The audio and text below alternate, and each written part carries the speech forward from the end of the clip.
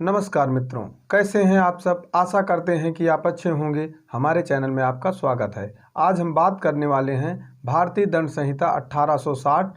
के अध्याय 4 साधारण अपवाद के बारे में। साधारण अपवाद में आज हम बात करने वाले हैं धारा 86, 87, 88, 89 और 90 के बारे में। तो चलिए जानते हैं कि धारा 86 क्या कहती है।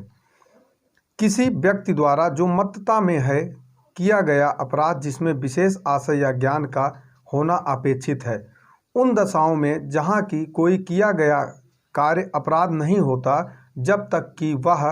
किसी विशिष्ट ज्ञान या आशय से न किया गया हो। कोई व्यक्ति जो वह कार्य मत्तता की हालत में करता है कि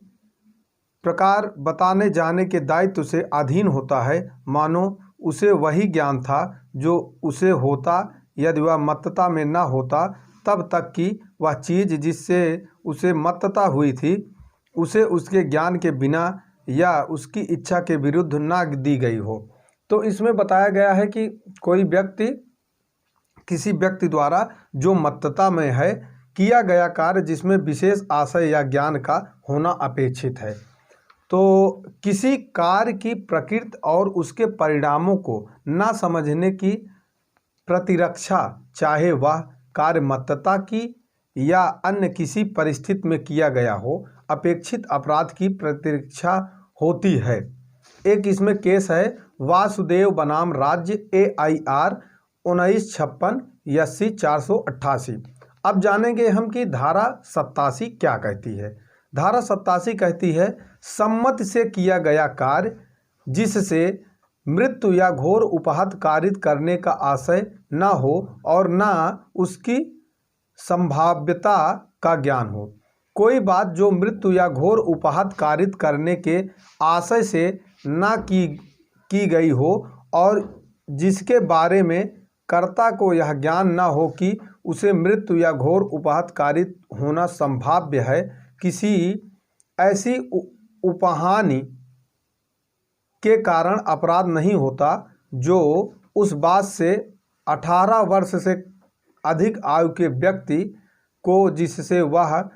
अपहानि सहन करने की चाहे अभिव्यक्ति चाहे विवक्षित सम्मति दे दी हो, कारित हो या कारित होना कर्ता द्वारा आशयित हो, अथवा जिसके बारे में कर्ता को ज्ञान हो कि वह उपर्युक्त जैसे किसी व्यक्ति को जिसने उस उपहानि को जोखिम उठाने की सम्मति दे दी है उस वाक्य द्वारा कारित होना संभाव्य है। दृष्टांत में देखेंगे कि का और या अमोदार्थ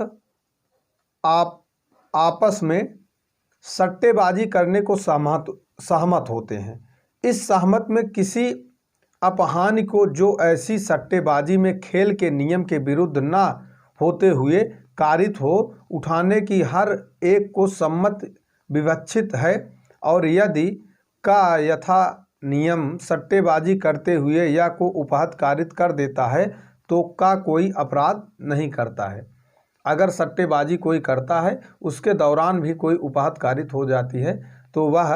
अपराध की कोर्ट में नहीं आएगा। धारा 88 क्या कहती है हम जानेंगे। किसी व्यक्ति के फायदे के लिए सम्मति से सद्भाव पूर्वक किया गया कार्य जिससे मृत्यु कारित करने का आशय नहीं है। कोई बात जो मृत्यु कारित करने के आशय से ना की गई हो किसी ऐसे अपहानि के कारण नहीं है जो उस बात से किसी ऐसे व्यक्ति को जिसके फायदे के लिए वह बात सद्भाव पूर्वक की जाए और जिसने उस उपहानि को सहने या उस अपहानि को जोखिम उठाने के लिए चाहे अभिव्यक्ति चाहे विवक्षित सम्मति दे दी हो, कारित हो या कारित करने का कर्ता का आशय हो या कारित होने की संभावना करता हो। इसमें भी हम एक उदाहरण से समझेंगे। का एक शल्य चिकित्सक है, यह जानते हुए कि एक विशेष शल्य कर्म से या को जो वेदनापूर्ण व्याधि से ग्रस्त है मृत्यु कारित होने की संभावना है, किंतु या कि मृत्यु कारित करने का आशय न रखते हुए और सद्भाव पूर्वक या के फायदे के आशय से या की सम्मति से या पर सल्क कर्म करता है का ने कोई अपराध नहीं किया। इसमें हम समझेंगे कि जैसे आप किसी डॉक्टर को दिखाने जाते हैं, कोई एक व्यक्ति जो किसी रोग से ग्रसित है,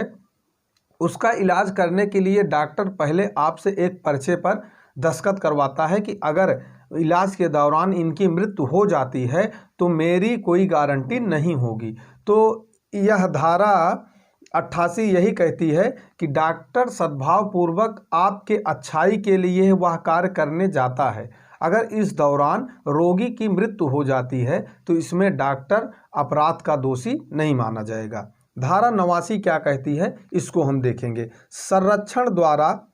उसकी सम्मति से शिशु या उन्मत्त व्यक्ति के फायदे के लिए सद्भावपूर्वक किया गया कार्य, कोई बात जो 12 वर्ष से कम आयु के या विकृत व्यक्ति के फायदे के लिए सद्भावपूर्वक उसके संरक्षक के या विधिपूर्ण भार साधक किसी दूसरे व्यक्ति के द्वारा या की अभिव्यक्ति या सम्मत से की जाए, किसी ऐसी अपहान के कारण अपराध नहीं होता है जो उस बात से उस व्यक्ति को कारित हो या कारित करने का कर्ता आशय हो या कारित होने की संभावना कर्ता को ज्ञात हो। इसमें भी यही है कि अगर कोई व्यक्ति विकृत चित्त है यानी पागल है और कोई 12 वर्ष से कम आयु का शिष्य है, उस दौरान भी उसके फायदे के लिए कोई ऐसा कार्य किया जाता है और इस दौरान ही अगर उसकी मृत्यु कारित हो जाती है तो इसमें भी मृत्यु कारित करने वाला अगर दुराशय पूर्ण उसका आशय नहीं है तो वह मृत्युदंड या अपराध कारित होना या अपराधी नहीं माना जाएगा। परंतु पहला, इस अपवाद का विस्तार आशय मृत्यु कारित करने या मृत्यु कारित करने का प्रयत्न करने पर न होगा। इसमें बता भी दिया गया कि अगर किसी की मृत्यु कारित हो जाती है तब इस पे यह अपवाद लागू नहीं होगा। दूसरा, इस अपवाद का विस्तार मृत्यु या घोर उपहत के निवारण या किसी घोर रोग या अंग शैथिल्य से मुक्त करने के प्रयोजन से भिन्न किसी प्रयोजन के लिए किसी ऐसी बात के करने पर ना होगा जिसे करने वाला व्यक्ति जानता हो कि उससे मृत्यु कारित होना संभाव्य है। तीसरा, इस अपवाद का विस्तार स्वेच्छा घोर उपहत कारित करने या घोर उपहत कारित करने का प्रयत्न करने पर न होगा जब तक कि वह मृत्यु या घोर उपहत कारित के निवारण के या किसी घोर रोग या अंग शैथिल्य से मुक्ति के प्रयोजन से ना की गई हो। इसमें तीसरे पैरा में बताया गया है कि अगर किसी व्यक्ति की इलाज के दौरान मृत्यु हो जाती है तो वह रोग भी उतना ही बड़ा होना चाहिए कि अगर उसकी मृत्यु कारित हो जाए तो वह जो व्यक्ति उसका चिकित्सा कर रहा है वो अपराध का दोषी न हो। जैसे कि अगर आप किसी डॉक्टर को अपनी उंगली दिखाने गए हों कि हमारी उंगली कट गई है, इसका आप या तो इसमें जो है पट्टी कर दीजिए इसमें या तो इसका इलाज कर दीजिए, तो इलाज के दौरान ऐसा नहीं होगा कि आपकी मृत्यु कारित हो जाए कि आपकी कटी अंगुली है और वह ऑपरेशन आपके जो है हृदय का कर दे और आपकी इससे मृत्यु हो जाए, तो वह इस बात का बचाव नहीं ले सकता है कि हमने इलाज के दौरान मृत्यु कारित हुई है। तो यही तीसरा पैरा यही कहता है। चौथा पैरा इसमें है कि इस अपवाद का विस्तार किसी ऐसे अपराध के दुष्प्रेषण पर होगा जिस अपराध के लिए जाने पर उसका विस्तार नहीं है का सद्भाव पूर्वक अपने शिष्य के फायदे के लिए अपने शिष्य की सम्मति के बिना यह संभाव्य जानते हुए कि साल कर्म से उस शिष्य की मृत्यु कारित होगी, न कि इस आशय से कि शिशु की मृत्यु कारित कर दें। साल के चिकित्सक द्वारा पथरी निकालने के लिए अपने शिशु को साल क्रिया करवाता है का उद्देश्य शिशु को रोग मुक्त करना था, इसलिए वह इस अपवाद के अंतर्गत आता है। इसमें बताया गया कि अगर किसी व्यक्ति के कोई रोग है, जैसे इसमें बताया गया कि एक शिशु के पथरी थी, पथरी जो है वह ऑपरेशन करके उस शिशु को जो है उस रोग से मुक्त करने के लिए पथरी निकलवाने गया था डॉक्टर के पास, और इस दौरान उस बच्चे की मृत्यु हो जाती है। तो धारा 79 जो है उसके पिता का बचाव करेगी। धारा 90 में हम देखेंगे सम्मति जिसके संबंध में यह ज्ञान हो कि वह भय या भ्रम के अधीन दी गई हो। कोई सम्मति ऐसी सम्मत नहीं है जैसे इस संहिता की किसी धारा के आश्रित है, यदि वह सम्मत किसी द्वारा व्यक्ति ने क्षति भय के अधीन या तथ्य के भ्रम के अधीन दी हो, और यदि कार्य करने वाला व्यक्ति वह जानता हो कि या उसके पास विश्वास करने का कारण हो कि ऐसे भय का या भ्रम के परिणाम स्वरूप वह सम्मत दी गई थी, अथवा इसमें बताया गया है कि अगर कार्य करने वाला व्यक्ति यह न जानता हो कि यह सम्मति जो है भय द्वारा दी गई हो, तब भी वह अपराधी नहीं माना जाएगा। इसमें देखेंगे उन्मत्त व्यक्ति की सम्मति,